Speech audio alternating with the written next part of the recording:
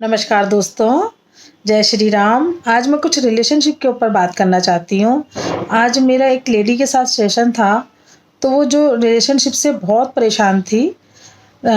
उसकी शादी जब हुई थी अपने हस्बैंड के साथ में, उसके रिश्ते ज़्यादा अच्छे नहीं रहे, क्योंकि वो अपने हस्बैंड से चाहती थी, हमेशा उसकी कोई ना कोई एक्सपेक्टेशन रहती थी। वो चाहती थी कि वो मुझे उस तरीके से मेरे साथ रोमांस करें, मतलब मुझे प्यार करें और मुझे मेरी तवज्जो, जैसे कहते हैं ना कि तुम बहुत आज खूबसूरत लग रही हो, आज बहुत अच्छा पहना हुआ है, आज तुम बहुत अच्छा खाना बनाती हो, मतलब प्रेज़ करते रहो उसको सारा दिन।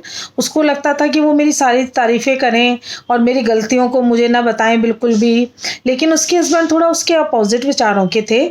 वो उसकी ना तो तारीफ़ करते थे और उसकी जो भी गलतियाँ होती थी तो उन्हें बताते थे, और उनकी शायद थोड़ी बोलचाल की भाषा भी अच्छी नहीं थी हस्बैंड की। लेकिन वो उसको पूरा मतलब सहयोग देते थे घर में। वो जॉब नहीं करती है लेडी, और उसको पैसा या किसी चीज़ की कमी नहीं होने देते थे, लेकिन बस वो उसके मुताबिक नहीं चलते थे। तो वो बहुत परेशान थी इन चीज़ों से, क्योंकि अब परेशान भी इसलिए थी क्योंकि एक्सपेक्टेशन बहुत ज़्यादा हाई थी। और दूसरा, जब अपनी फ्रेंड्स को देखती थी कि मेरी जो सहेलियां हैं उनके हस्बैंड तो उन्हें बहुत प्यार करते हैं और बहुत तारीफ़ करते हैं, बर्थडे विश करते हैं, एनिवर्सरी विश करते हैं, और मुझे ये चीज़ ला के देते हैं, मुझे वो चीज़ ला के देते हैं, सारी फ्रेंड्स उन्हें जो बताती थी। तो मैंने उसको यही समझाया कि देखो, जो वो बता रही हैं ना, तो जो बता रही हैं ज़रूरी नहीं वो सही है। उस तरीके से नहीं, ठीक है तुम्हारे हस्बैंड भी तुम्हें सब चीज़ें देते हैं, लेकिन उनका स्वभाव कुछ तुम्हारे से विपरीत है, या कुछ अच्छे तरीके से तुमसे नई बात भी कर रहे हैं। तो उसके पीछे देखो कि तुम्हारी क्या कोई गलती है ऐसी, या अगर तुम्हें तुम्हारे अंदर उनके प्रति बहुत प्यार है तो तुम उनसे प्यार करो, तुम अपना दिखाओ ना उनको प्यार। और वो कहती है कि नहीं, मैं उनसे, अगर वो मुझे प्यार नहीं कर दिखाते तो मैं क्यों शो करूं। तो इस तरीके से वो चिढ़ जाती थी, बहुत बुरी तरह उनसे बता रही थी अपनी कहानी।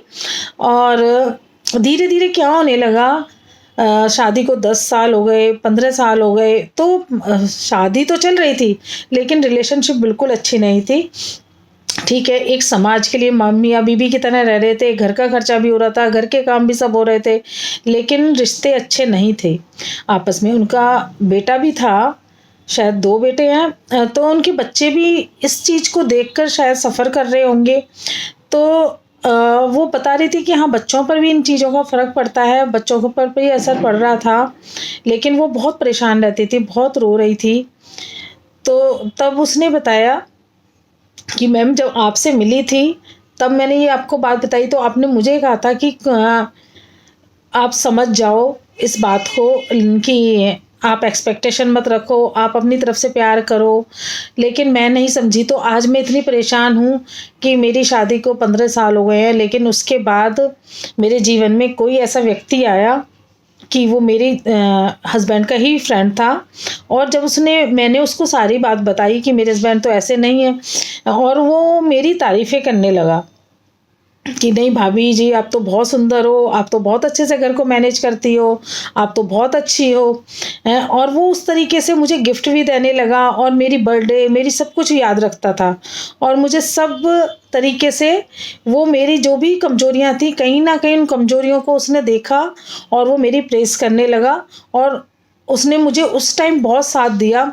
तो मुझे लगा कि शायद यही सच, ऐसे ही होना चाहिए था मेरे हस्बैंड को। और मैं धीरे धीरे अपने हस्बैंड से कटने लगी, और उसका नतीजा ये हुआ कि एक दिन मेरे हस्बैंड के साथ मेरी बहुत लड़ाई हुई, और मैंने उनसे कह दिया कि मुझे तो आपके साथ रहना ही नहीं है और मुझे डिवोर्स चाहिए।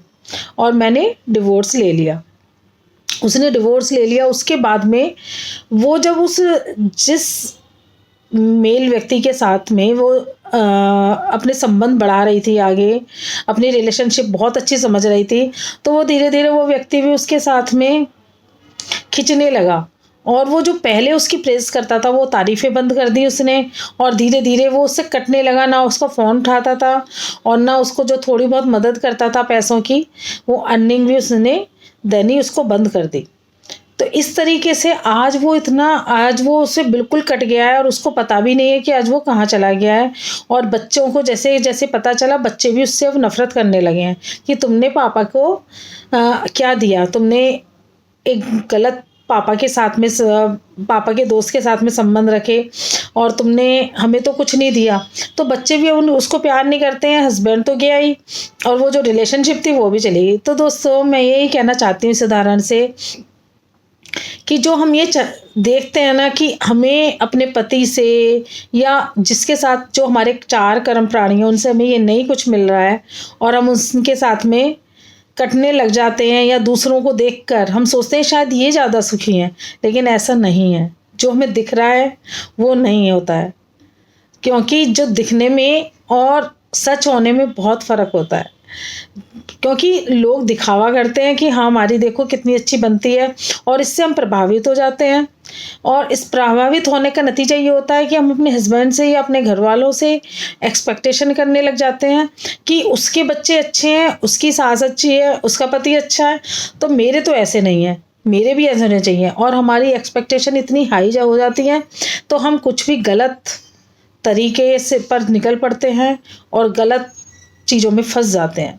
तो मैं दोस्तों आज उस लेडी के माध्यम से यही सबको संदेश देना चाहती हूँ कि दोस्तों जो भी हमें मिला है ना, हमें सोच समझ के ईश्वर ने दिए, रिश्ते हों, वस्तु हों, स्वास्थ्य हो, कुछ भी हो, हमें बहुत सोच समझ के ईश्वर ने दिया है, तो उसे स्वीकार करें और उसको ठीक है थोड़ा बहुत अपने ढंग से बनाने की कोशिश करें।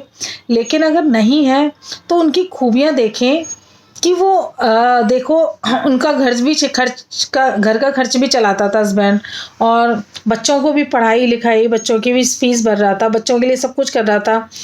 ठीक है वो तुम्हारे हिसाब से नहीं चल रहा, लेकिन उसका नतीजा क्या हुआ, घर टूट गया, रिलेशनशिप तुम्हारी कहीं भी नहीं रही, समाज से भी तुम्हें रूबरू होना पड़ा है गलत तरीके से, और वहाँ भी तुम्हें कुछ नहीं मिला। कहते हैं ना घर के ना घाट के। तो इसलिए दोस्तों हमें बहुत सोचना समझना चाहिए इस बात को कि जो भी हमारे साथ रिलेशनशिप है, जो भी रिलेशन में जुड़े हुए हैं, उन लोगों के साथ में हम बेहतर से बेहतर संबंध बनाने की कोशिश करें और अपनी रिलेशनशिप को आगे बढ़ाएं, और ना कि हम दूसरों को देखकर अपने रिश्तों को ख़राब करें।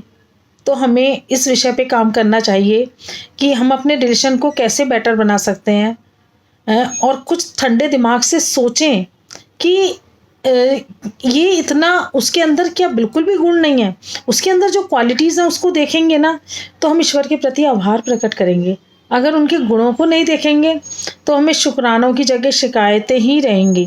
इसलिए दोस्तों एक यही बस मेरा एक संदेश है सभी व्यक्तियों से, सभी लोगों से, सभी लेडीज़ से या जो भी है, कि अपने जो भी मिले हुए हैं पहले उनके अंदर देखें कितने गुण हैं। ज़रूरी नहीं सभी को मुकम्मल जहाँ मिलता है यहाँ पर। तो इसीलिए दोस्तों जो मिला है ना उसकी कदर करें, नहीं तो वक्त ऐसा आएगा कि वो भी हाथ से निकल जाएगा और ना तो रिलेशनशिप मिलेगी हमें और ना वो मिलेगा।